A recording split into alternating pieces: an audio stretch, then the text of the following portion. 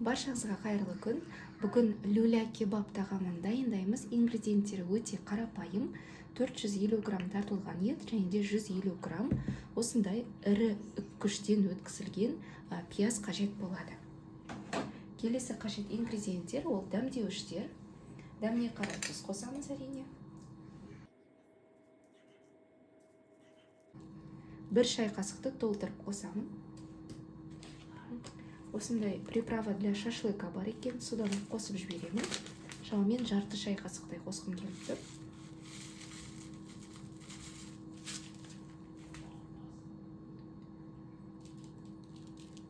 Жарты шай қасық кориандр қосамын.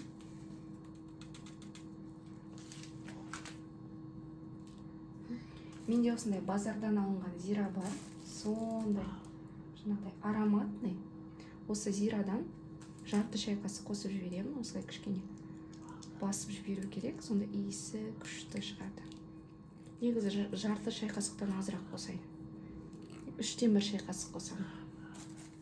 Енді қара бұрыш қосамыз. Жарты шай қасық жеткілікті деп ойлаймын. Және де паприка қосамыз. Паприка тәтті, сондықтан 1 шай қасық қосып жіберемін. Негізі өзіңізге ұнайтын кез келген дәмдеуіштерді қоссаңыз болады. Мен осы дәмдеуіштерді қосуды жөн көрдім. Барлығын мұқият араластырамыз. Негізі мына жерде менде майсыз сиырдың тартылған еті. Негізі люля кебабты қойдың майлы етінен дайындайды. Менде дәл қазір осы тартылған ет бар.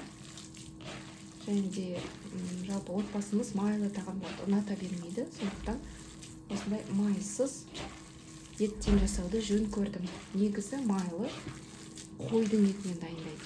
Жақсылап араластырдым.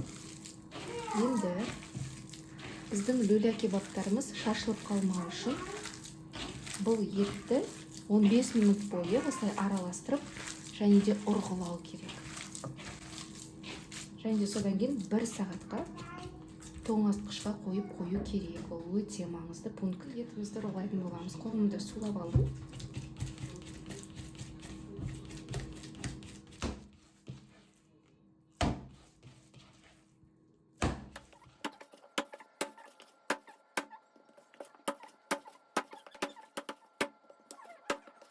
Жақсылап шамамен 40-50 рет ұрғылап аламыз. Біздің етімізде жіпшелер пайда болады. Енді 1 сағатқа тоңазытқышқа жібереміз.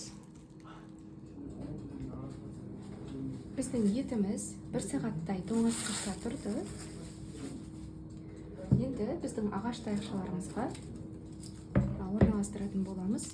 Бұл ағаш таяқшаларды міндетті түрде кем дегенде 3-4 сағатқа, негізі 1 түн тұрған жақсы, осындай суға салып қоямыз.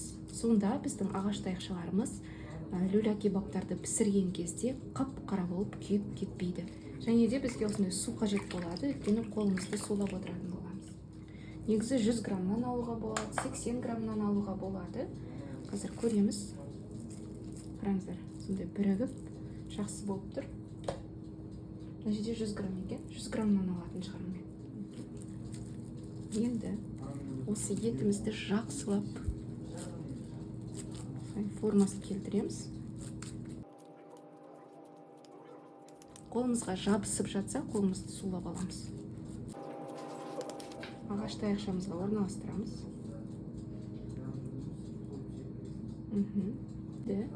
Қолымызды кішкене сулап аламыз. Және кішкене басамыз. Ал, бисмиллах деп. Кішкене бассақ, бізде сондай әдемі көрінеді. Болды. Енді қоямыз. 100 грамм болды. Жақсы. Қолымызды кішкене сулап аламыз. Жақсылап басамыз.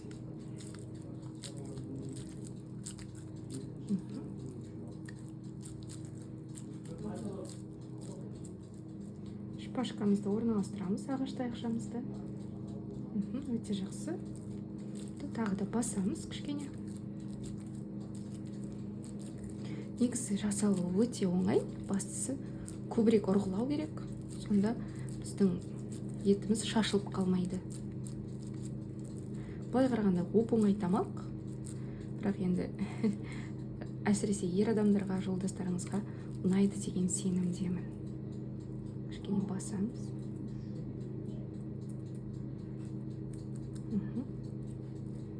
Вот орналастырамыз. Осындай болып шықты. Менде 450 грамм фарштан осындай 6 данасы шықты. 220 градуста 30 минуттай пісіреміз.